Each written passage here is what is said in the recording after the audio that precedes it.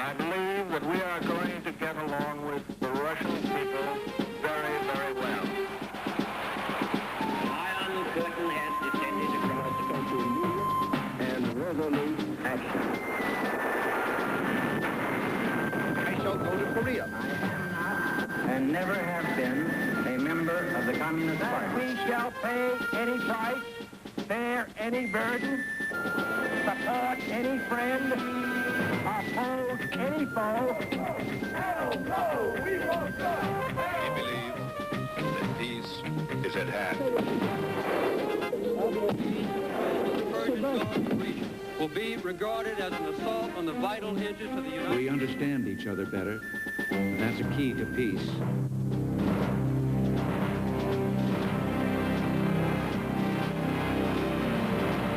El águila y el oso.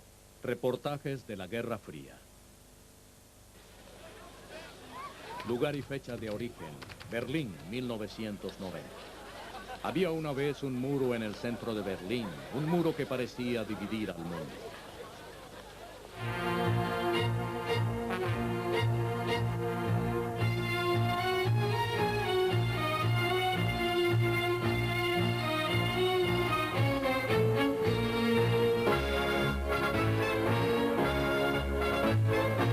Pero el 9 de noviembre de 1989, manifestantes de Alemania Oriental comenzaron a desmantelar el muro de Berlín, el más grande símbolo de las confrontaciones entre Estados Unidos y la Unión Soviética durante la Guerra Fría. El muro se vino abajo, al igual que muchas de las barreras que separaban a la OTAN y a los aliados del Pacto de Varsovia. A medida que los países miembros del Pacto de Varsovia emergían del control soviético, Estados Unidos y la OTAN debieron enfrentar una profunda interrogante. En vista de la gran disminución de la amenaza soviética, ¿era necesaria la presencia de la OTAN ante los cambios políticos, militares y económicos que requería una Europa que avanzaba hacia la democracia? Definir el propósito de la OTAN siempre había sido más fácil que delinear el sentido de su conducta. Desde la firma del Tratado del Pacto de Varsovia en 1955, Europa Occidental y Estados Unidos siempre habían estado en desacuerdo sobre la política de la OTAN. A medida que Estados Unidos y la Unión Soviética se consolidaban como los líderes de sus respectivas alianzas, sus conflictos individuales y las soluciones propuestas provocaban profundos impactos sobre los aliados europeos. Algunas veces, los deseos de Estados Unidos de garantizar su propia seguridad se anteponían a las necesidades de la OTAN. Existía una particular tensión entre Estados Unidos, Francia y Gran Bretaña. Francia resentía la relación especial que parecía haber entre Gran Bretaña y Estados Unidos. Pero tanto los franceses como los británicos se sentían frustrados por la dominación que los estadounidenses ejercían sobre la alianza. Por supuesto, la Unión Soviética sacó provecho de esas divisiones. World hopes for peace soared at the Geneva Summit Parley, where heads of state of Russia, France, England, and the United States met to create what was to be known as the Geneva Spirit. En julio de 1955 se esperaba que la cumbre de las cuatro potencias en Ginebra, Suiza, sería el preludio de un nuevo entendimiento entre la Unión Soviética y Estados Unidos. Los soviéticos presentaron una serie de iniciativas de paz muy acordes con el espíritu de Ginebra, pero condicionadas al retiro de Estados Unidos de Europa Occidental. Los soviéticos pensaban provocar conflictos entre Estados Unidos y sus aliados de la OTAN mediante una oferta ilusoria de paz. Aunque la cumbre logró muy pocos avances en las relaciones Oriente-Occidente, sirvió para evidenciar el poco control que Europa Occidental tenía sobre su propio destino. Los eventos que se suscitarían al año siguiente serían el ejemplo más palpable. A new Middle East crisis arises as President Nasser of Egypt tells a wildly cheering crowd in Alexandria that Egypt has seized the internationally owned Suez Canal. En julio de 1956, el nuevo presidente de Egipto, Gamal Abdel Nasser, nacionalizó el canal de Suez. 4 meses después, Gran Bretaña y Francia se unieron a Israel para invadir Nasser y recuperar el control de esta vía marítima estratégica. La invasión, ejecutada sin el consentimiento de Estados Unidos, representó un desafío directo a la supremacía estadounidense dentro de la OTAN. Estados Unidos repudió la invasión y acusó a Gran Bretaña y Francia de flagrante imperialismo. La traición a Suez enfatizó la falta de comunicación y confianza en la OTAN. Sin embargo, los aliados jamás imaginaron el alto precio que tendrían que pagar por sus desavenencias públicas. Mientras la OTAN intentaba proteger Suez, en Hungría estallaba una revuelta contra la dominación soviética. Los húngaros parecían decididos a desertar hacia Occidente. En noviembre, Moscú vio la oportunidad perfecta para aprovecharse de la desmoralizada OTAN. La Unión Soviética invadió Hungría y acabó violentamente con la Revolución Popular. Si la OTAN no hubiera estado tan absorta con el problema del Canal de Suez, quizás habría podido responder a la apertura húngara. Y como si estos problemas no fueran suficientes, al año siguiente la OTAN debió enfrentar nuevas frustraciones.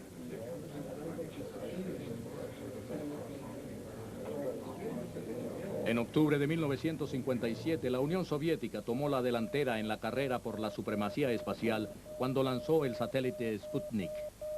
Europa occidental comenzó a creer que si los soviéticos tenían el poder suficiente para lanzar satélites hacia el espacio, no tardarían en dirigir misiles intercontinentales contra ellos. Estados Unidos se apresuró a calmar los nervios europeos. In the shadow of the Eiffel Tower and Sputnik, President Eisenhower, French Prime Minister Gaillard, and other NATO leaders gathered in Paris to consider the peril. Their decision? That 3 European nations would be armed with intermediate-range missiles. The magic of President Eisenhower was a rallying force to an undecided conference. And to give added impetus to its purpose, word was received of the successful launching of the Atlas intercontinental missile, an answer in part at least to Russia's space supremacy. El lanzamiento del Sputnik selló el comienzo de la era de la construcción de misiles que durante 3 décadas regiría las relaciones entre Estados Unidos y la Unión Soviética. El Águila y el Oso continuará en un momento. Usted está viendo en El Águila y el Oso. Continuamos con El Águila y el Oso. Para la OTAN, los años 60 comenzaron con una crisis de desconfianza.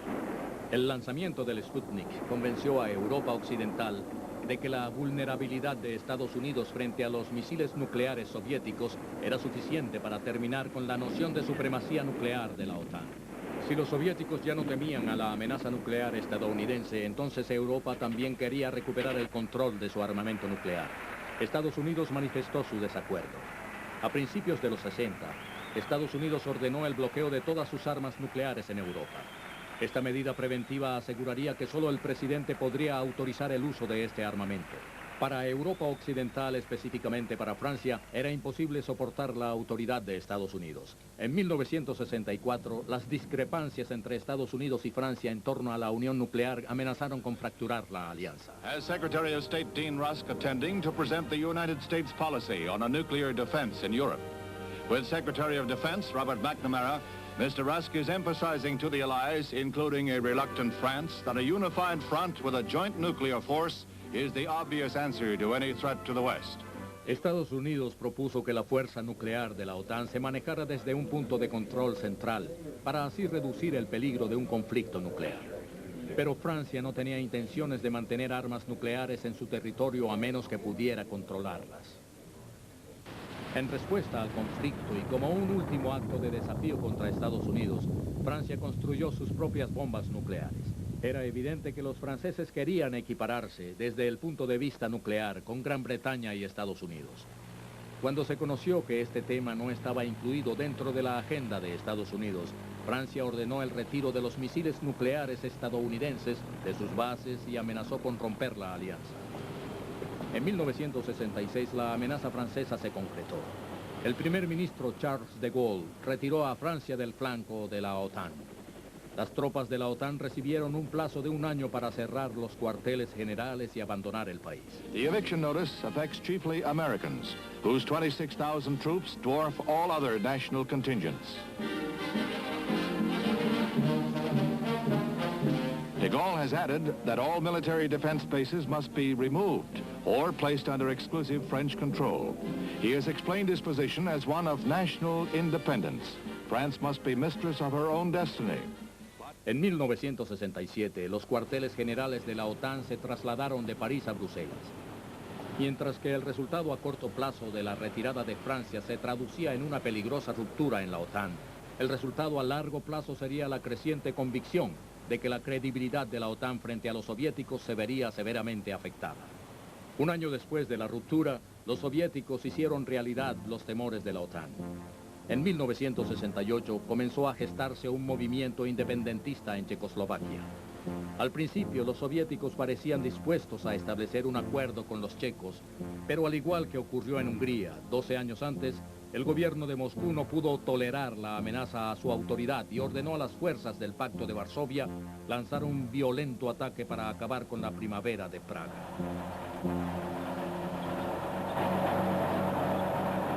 La severidad de la represión por parte de Moscú fue seriamente analizada por los observadores de la OTAN.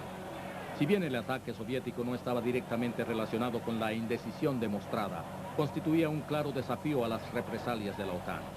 Ante todo, la invasión soviética obligó a la OTAN a reorganizar sus posiciones de defensa, logrando infundir al final un sentimiento de unión en lugar de desacuerdo.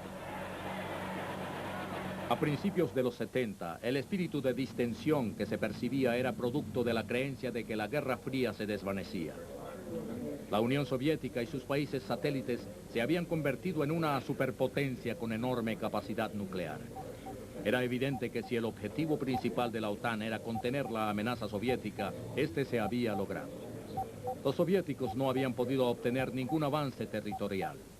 Tras 20 años de estancamiento, se creía que la vida junto al bloque oriental era posible. In terms of the Soviet Union, I examined where we were. I wrote in my inaugural speech the line that we would initiate a new era with the Soviet Union, an era of negotiation rather than confrontation. That was the beginning of what is called détente. En 1972, el presidente Richard Nixon, impulsado por un espíritu de cooperación, realizó un viaje a Moscú, convirtiéndose así en el primer presidente estadounidense en pisar suelo soviético desde el comienzo de la Guerra Fría.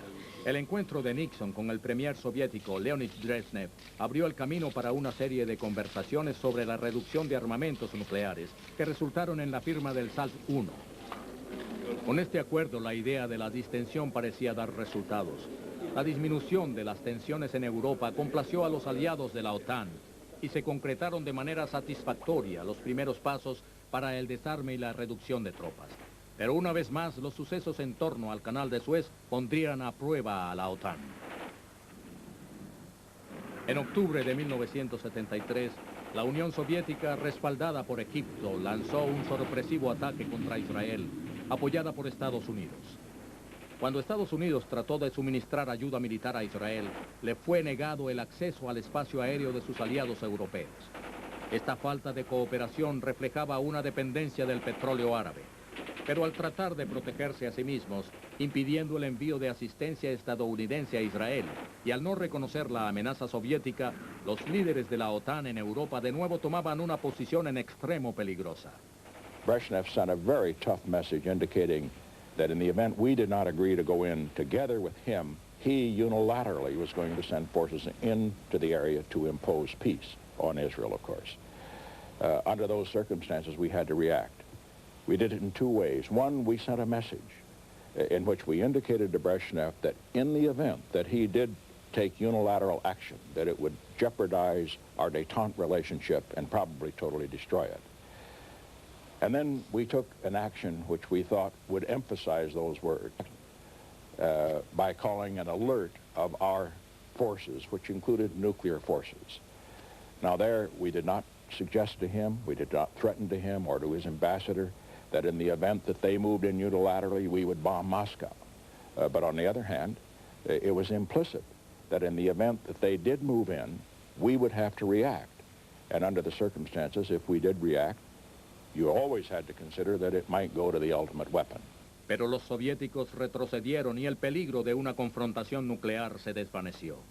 Las relaciones entre Estados Unidos y la Unión Soviética eran tensas, pero lo más alarmante era descubrir que la distensión también desaparecía. Mientras las superpotencias se concentraban en disminuir la tensión política, los soviéticos aprovecharon la distensión militar. Desde 1971, Estados Unidos y la OTAN habían reducido los avances en materia militar, mientras que los soviéticos los incrementaron. Habían perfeccionado tanto las armas y el entrenamiento de las tropas del Pacto de Varsovia que crearon un desbalance con respecto a las fuerzas de la OTAN. Pero lo más grave era el despliegue de los nuevos misiles SS-20 de alcance medio, dirigidos a cada una de las principales instalaciones militares de la OTAN y sus capitales. En 1978, el presidente estadounidense Jimmy Carter exigió a la OTAN el envío de 500 misiles de alcance intermedio a toda Europa. En 1979, y con el fin de evitar el despliegue de ese armamento, el presidente Carter y el premier soviético Leonid Brezhnev firmaron en Viena el acuerdo SALT II. I believed then, and I believe now, that SALT II was a major achievement and a necessary next step toward a much more comprehensive SALT agreement, which we would have called SALT III, that would have included intermediate-range missiles and also a much more drastic reduction in overall nuclear weaponry. Pero en 1979, el Congreso estadounidense se negó a ratificar el tratado SALT II. Los años 70 devolvieron a la OTAN al punto de partida. Durante casi 20 años, Europa había luchado por controlar su destino nuclear y estaba a punto de conseguirlo. Pero sin ratificación del tratado SALT II y con la enorme proliferación de armas en ambos bandos, la OTAN tendría que actuar con sumo cuidado.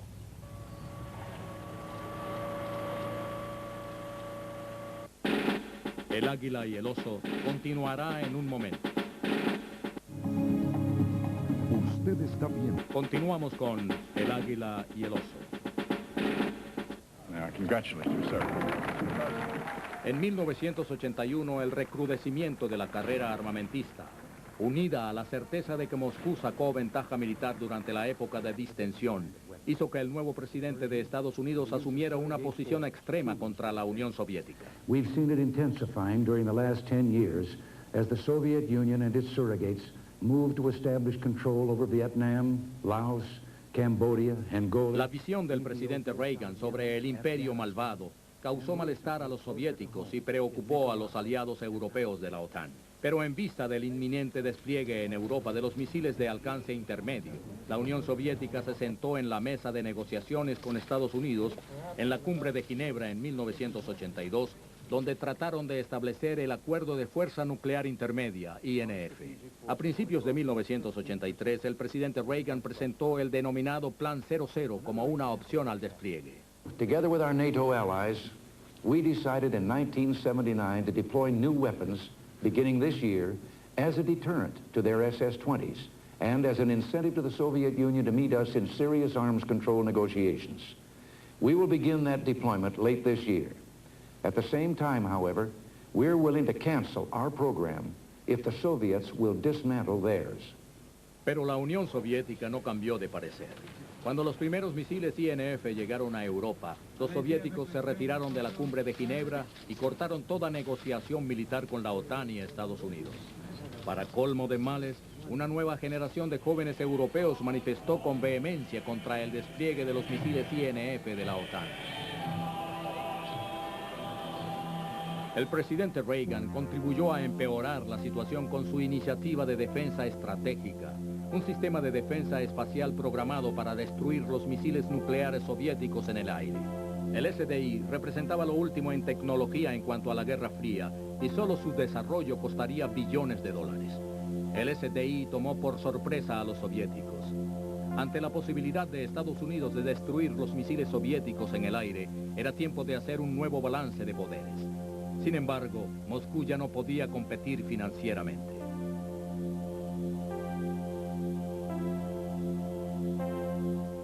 Irónicamente, los economistas del SDI desempeñarían un papel más importante en el logro de la paz que los propios militares. En 1985, Mikhail Gorbachev emprendió un rumbo que provocaría los cambios más dramáticos en Europa desde la Segunda Guerra Mundial. Gorbachev comenzó a reestructurar y democratizar el sistema soviético con la esperanza de reactivar la devastada economía. Después de todo, promover la paz era menos costoso que promover la guerra. Sorpresivamente, Gorbachev declaró que las fuerzas del Pacto de Varsovia ya no se prestarían para suprimir los levantamientos nacionales. Y si quedaba alguna duda sobre la sinceridad del presidente soviético, esta sin duda se disipó cuando en 1987 Gorbachev y Reagan firmaron el nuevo tratado de negociación de los misiles INF, basado en la propuesta 00. Este fue el primer tratado entre las superpotencias que redujo en vez de solo limitar el uso de armas nucleares. Aunque la OTAN realmente ambicionaba la firma del tratado, a Europa Occidental le preocupaba ser despojada de su armamento nuclear. Si bien en 1949 la orden de la OTAN era detener el comunismo, los sucesos ocurridos 40 años después sirvieron para justificar la frágil unión.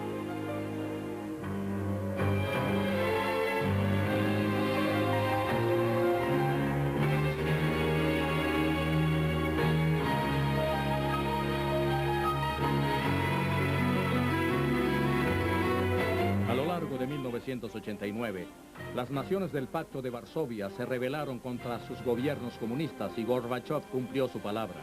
La Unión Soviética no interfirió.